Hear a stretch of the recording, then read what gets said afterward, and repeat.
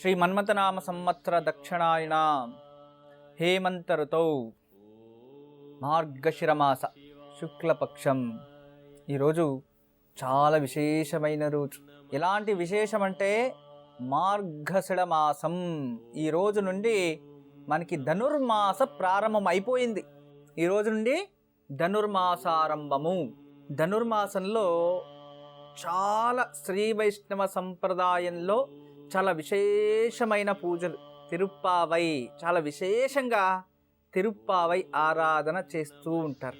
చిట్రంచిరుకాలే వందొన్నై చేవిత్తో అంటే ఉదయాన్నే లేచి, చిట్రంచిరుకాలే ఉదయాన్నే లేచి స్నానం చేసి మడితో శుభ్రంగా నిన్ను దర్శనం చేసుకోవాలి అని, నీ సేవ చేయాలి అని, నిన్ను దర్శనం కోసం ఎదురు చూస్తున్నాను అని దేవుడు ముందు వెళ్ళి పాడ్డం.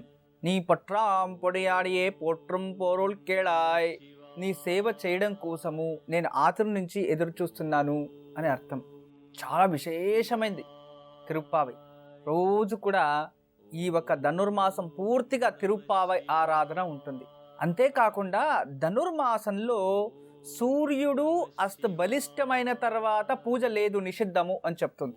అంటే ధనుర్మాసంలో దేవాలయ సమయం టైము మీకు ఎక్కడెక్కడ ఏమేమి ఉందో కానీ మా సంప్రదాయంలో నాకు తెలిసిన వరకు అన్ని దేవాలయాల్లో కూడా ఉదయం 3 గంటల నుండి 6:30 లాస్ట్, అంతే.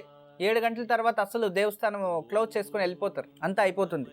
అంటే ఉదయం సూర్యుడు ఉదయించే సమయంలో మహామంగళారతి జరిగిపోతూ ఉంటుంది. ఇక అంతులోపలే ఎంతోమంది భక్తులు స్నానాది సంధ్యాబంధనలు చేసి నవగ్రహాల ప్రదక్షిణ చేసే వాళ్ళు నవగ్రహ ప్రదక్షిణలు, రావి చుట్టూ చుట్టే వాళ్ళు రావి చుట్టూను చుట్టడము, ఉదయాన్నే చాలా విశేషమైన పూజలు చేస్తూ ఉంటారు.